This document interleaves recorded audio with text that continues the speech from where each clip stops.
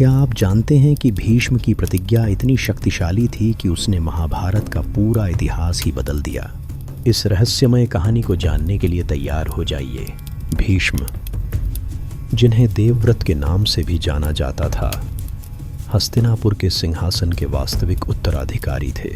लेकिन एक साधारण सी घटना ने उनके जीवन को एक ऐसे मोड़ पर ला खड़ा किया जहां उन्हें एक ऐसी प्रतिज्ञा लेनी पड़ी जिसने न केवल उनके जीवन को बल्कि पूरे कुरुवंश के भविष्य को भी हमेशा के लिए बदल दिया।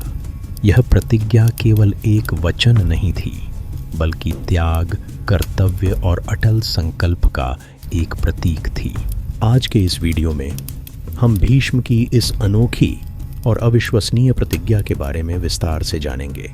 हम देखेंगे कि कैसे उनकी यह प्रतिज्ञा महाभारत के महाकाव्य में एक महत्वपूर्ण भूमिका निभाती है और क्यों इसे भीष्म प्रतिज्ञा के नाम से जाना जाता है।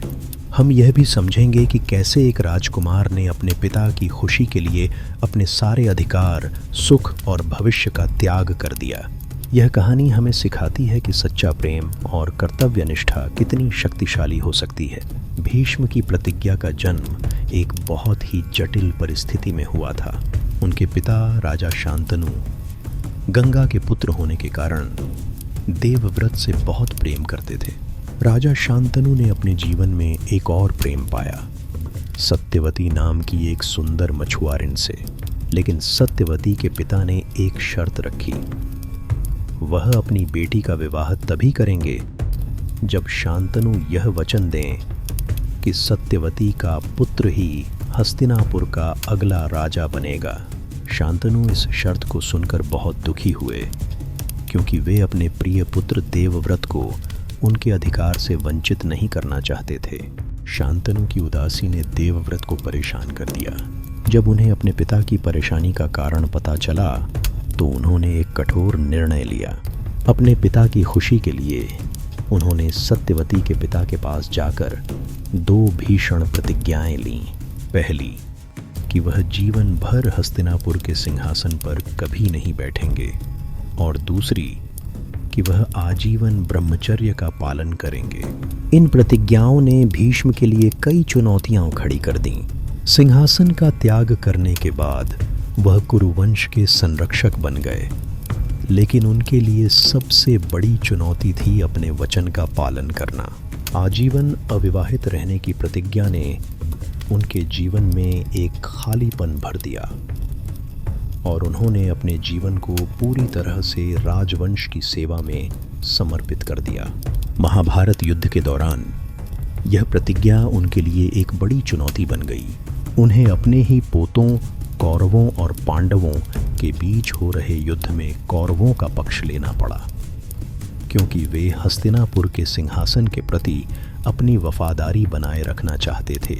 अपनी प्रतिज्ञा के कारण वह चाहते हुए भी धर्म का साथ नहीं दे पाए और एक तरह से अधर्म के पक्ष में खड़े हो गए। भीष्म की प्रतिज्ञा के पीछे की कहानी उनके त्याग और दृढ़ संकल्प को दर्शाती है। देवव्रत, शांतनु और गंगा के पुत्र एक असाधारण योद्धा और ज्ञानी थे। उनका कौशल और ज्ञान अद्वितीय था। उनका जन्म स्वयं देवताओं की कृपा से हुआ था और वे अपनी माता गंगा के साथ स्वर्गलोक में भी रहे थे। जब उन्होंने अपने पिता शांतनु की उदासी देखी तो उन्होंने यह महसूस किया कि उनके पिता का प्रेम सत्यवती के प्रति सच्चा है। भीष्म के चरित्र में कई परतें हैं। एक तरफ वे एक महान योद्धा थे जिन्हें कोई हरा नहीं सकता था। उन्हें इच्छा मृत्यु का वरदान प्राप्त था, जिसका अर्थ था कि वे अपनी इच्छा से ही मृत्यु को प्राप्त कर सकते थे। दूसरी तरफ वे एक ऐसे व्यक्ति थे जो अपने वचन के प्रति इतने अडिग थे कि उन्होंने अपने जीवन का सबसे बड़ा सुख त्याग दिया। उनके जीवन में कई महत्वपूर्ण रिश्ते थे। सबसे पहले उनके पिता शांतनु के साथ उनका रिश्ता, जो प्रेम और सम्मान पर आधारित था। फिर सत्यवती के साथ उनका रिश्ता, जिन्हें वे अपनी माँ मानते थे। उनके सौतेले भाई चित्रांगद और विचित्रवीर्य और उनके पौत्र धृतराष्ट्र और पांडु के साथ उनके संबंध भी बहुत महत्वपूर्ण थे। भीष्म ने एक पिता, दादा और संरक्षक के रूप में कुरुवंश का पालन पोषण किया। उन्होंने भीष्म के पोतों, कौरवों और पांडवों को शस्त्र और शास्त्र का ज्ञान दिया। उनकी प्रतिज्ञा ने कुरुवंश पर गहरा प्रभाव डाला। सत्यवती का पुत्र विचित्रवीर्य विवाह के योग्य हुआ। भीष्म ने उसके लिए अंबा, अंबिका और अंबालिका का स्वयंवर से अपहरण किया। अंबा को विचित्रवीर्य ने अस्वीकार कर दिया, जिससे वह भीष्म से बदला लेने का संकल्प लेती है। यह घटना भीष्म के जीवन में एक और त्रासदी लाती है, क्योंकि अंबा शिखंडी के रूप में पुनर्जन्म लेती है और भीष्म की मृत्यु का कारण बनती है। भीष्म की प्रतिज्ञा ने हस्तिनापुर के सिंहासन पर उत्तराधिकार को जटिल बना दिया, जिससे अंततः कौरवों और पांडवों के बीच युद्ध छिड़ गया। भीष्म अपनी प्रतिज्ञा के कारण धृतराष्ट्र के अंधकार भरे शासन के प्रति अपनी वफादारी बनाए रखने को मजबूर हुए, जबकि उनका हृदय धर्म और न्याय के पक्ष में था।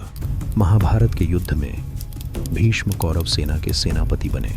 उन्होंने अपनी प्रतिज्ञा के कारण धर्मराज युधिष्ठिर के खिलाफ युद्ध में भाग लिया। भीष्म का पराक्रम ऐसा था कि पांडवों के लिए उन्हें हराना असंभव था। युद्ध के 10वें दिन पांडव सेना हताश हो गई। भगवान कृष्ण ने युधिष्ठिर को भीष्म से उनकी मृत्यु का रहस्य जानने का सुझाव दिया। भीष्म अपनी उदारता और धर्मपरायणता के कारण युधिष्ठिर को अपनी मृत्यु का रहस्य बताते हैं। उन्होंने कहा कि जब तक उनके सामने कोई स्त्री या कोई ऐसा व्यक्ति न हो जो शस्त्र उठाने में असमर्थ हो, तब तक उन्हें कोई भी नहीं हरा सकता। भीष्म ने यह भी बताया कि अंबा ने शिखंडी के रूप में पुनर्जन्म लिया है और वह उनकी मृत्यु का कारण बनेगी। अगले दिन अर्जुन ने शिखंडी को अपने रथ के आगे खड़ा किया। भीष्म ने शिखंडी को देखकर अपने शस्त्र नीचे रख दिए, क्योंकि उनकी प्रतिज्ञा उन्हें किसी स्त्री या नपुंसक पर शस्त्र उठाने की अनुमति नहीं देती थी। इसी क्षण का लाभ उठाकर अर्जुन ने भीष्म पर तीरों की वर्षा कर दी। भीष्म तीरों की शैया पर गिर पड़े, लेकिन उनकी मृत्यु नहीं हुई, क्योंकि उन्हें इच्छा मृत्यु का वरदान प्राप्त था। यह क्षण भीष्म की प्रतिज्ञा की पराकाष्ठा थी। उनकी प्रतिज्ञा ने उन्हें महान योद्धा बनाया, लेकिन अंत में वही उनकी मृत्यु का कारण भी बनी। तीरों की शैया पर लेटे हुए भीष्म ने सभी को धर्म और नैतिकता का उपदेश दिया। यह क्षण दर्शाता है कि कैसे एक व्यक्ति का दृढ़ संकल्प उसके जीवन की दिशा को पूरी तरह से बदल सकता है। भीष्म की प्रतिज्ञा ने महाभारत के घटनाक्रम को एक महत्वपूर्ण दिशा दी। उनके त्याग और बलिदान ने कुरुवंश को सुरक्षित रखने का प्रयास किया, लेकिन अंततः उनकी ही प्रतिज्ञा ने युद्ध को अपरिहार्य बना दिया। भीष्म ने अपने जीवन में हमेशा अपने वचन का पालन किया, भले ही उन्हें इसके लिए भारी कीमत चुकानी पड़ी। उनकी कहानी हमें सिखाती है कि वचन देना जितना आसान है, उसे निभाना उतना ही कठिन। भीष्म की प्रतिज्ञा ने न केवल उनके व्यक्तिगत जीवन को प्रभावित किया, बल्कि पूरे राजवंश के भाग्य को भी आकार दिया। उनकी प्रतिज्ञा ने हस्तिनापुर के सिंहासन के लिए उत्तराधिकार की समस्या पैदा की, जिससे महाभारत का युद्ध हुआ। यह हमें यह भी सिखाती है कि व्यक्ति को सोच समझकर वचन देना चाहिए, क्योंकि कभी कभी एक वचन के परिणाम पीढ़ी दर पीढ़ी तक भुगतने पड़ते हैं। भीष्म का चरित्र हमें कर्तव्य, त्याग और अडिगता का महत्व बताता है। उनकी कहानी हमें यह भी सिखाती है कि जब कर्तव्य और धर्म के बीच टकराव हो तो हमें धर्म को चुनना चाहिए। दोस्तों, भीष्म की प्रतिज्ञा की यह कहानी आपको कैसी लगी? हमें कमेंट करके ज़रूर बताएं। क्या आप भीष्म के निर्णय से सहमत हैं? अपनी राय नीचे कमेंट बॉक्स में दें और इस वीडियो को लाइक और शेयर करें। महाभारत के अन्य रोचक प्रसंगों और कहानियों के लिए हमारे चैनल को सब्सक्राइब करें और हमारी अगली वीडियो का इंतज़ार करें।